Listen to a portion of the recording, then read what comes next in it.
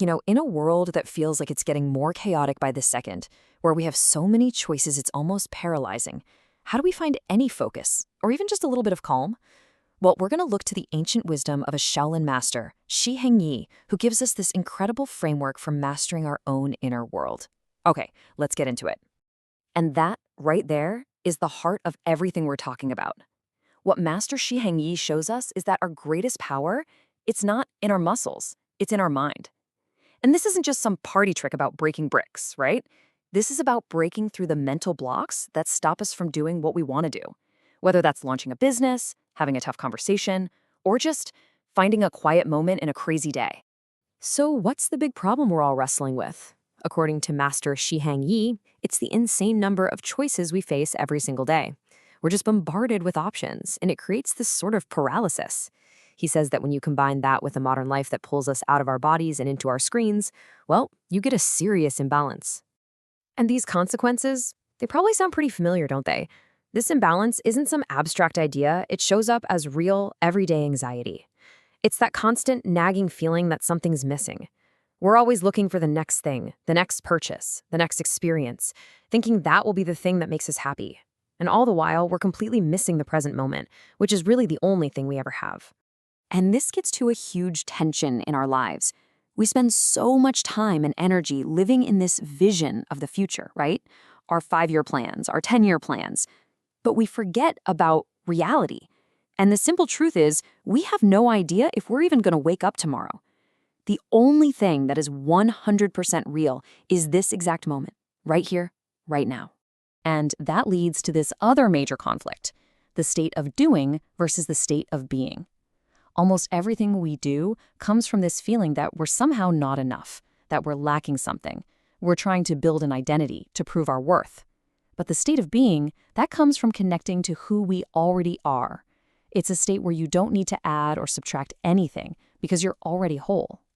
So if that's the big picture problem, this constant distraction and feeling of lack, what are the specific culprits?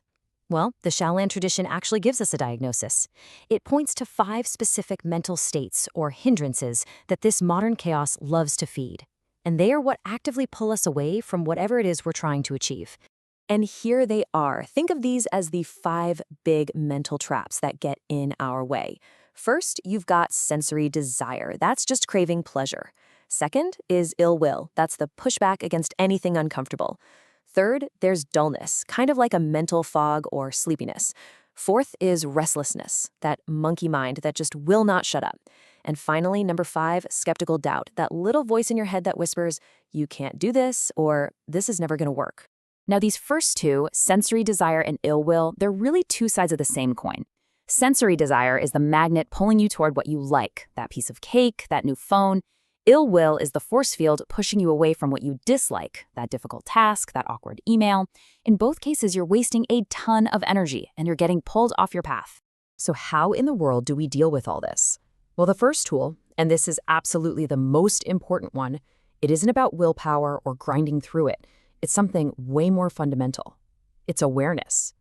Before you can change a single thing, you have to be able to see it clearly first. And this is just such a critical point. We think we just need more discipline, right? To force ourselves to do things.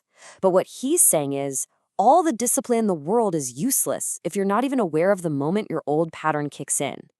Awareness is like turning on a flashlight in a dark room. You have to see what's there before you can start to rearrange the furniture. Okay, so let's make this real for you. Think about one habit, one pattern you want to change. Can you pinpoint the exact trigger, the very first thought or feeling that sends you down that old, familiar road? Because identifying that starting line, that's the whole key to breaking the cycle. And it's so important to remember, this isn't about blaming things out there, your boss, the traffic, the weather. This is inner work. It's about developing a new kind of sensitivity to your own internal world, your thoughts, your emotions, the feelings in your body, and starting to see how it's all connected. But look, just being aware isn't always enough, right? Once we see the pattern happening, what do we actually do?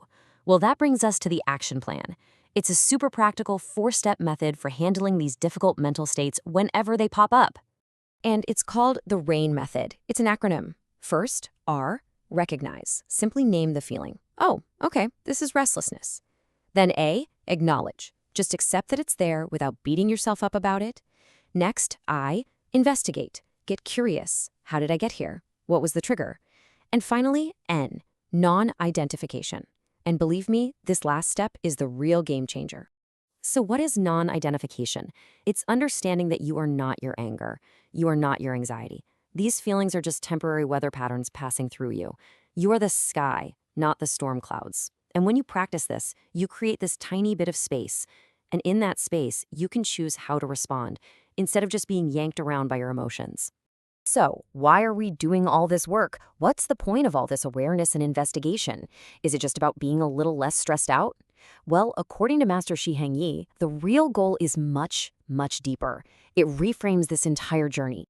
This quote really stopped me in my tracks. In our culture, we are completely obsessed with chasing happiness. But Master Shi Heng Yi suggests we aim for something else entirely, something more stable, more profound. He suggests we aim for peace. Think about why this is so different. Happiness, it's awesome, but it's fleeting. It has an opposite, sadness. It goes up and down depending on what's happening outside of us. Peace, on the other hand, is a stable state of being. It's a deep internal calm that you build yourself, one that can still be there even when life gets hard. It doesn't have an opposite. It's the foundation. And at the end of the day, this peace is all about non-attachment.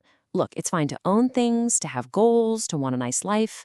The real question is, do you own your stuff or does your stuff own you? True freedom, true peace, comes when our sense of who we are isn't tied up in all the things we have. So we want to leave you with this question. What is the one pattern, that one hindrance, that keeps tripping you up in your life? You don't have to fix it all tomorrow. The first step, the most powerful step you can take, is to just see it. So how can you start to shine that light of awareness on it, starting right now?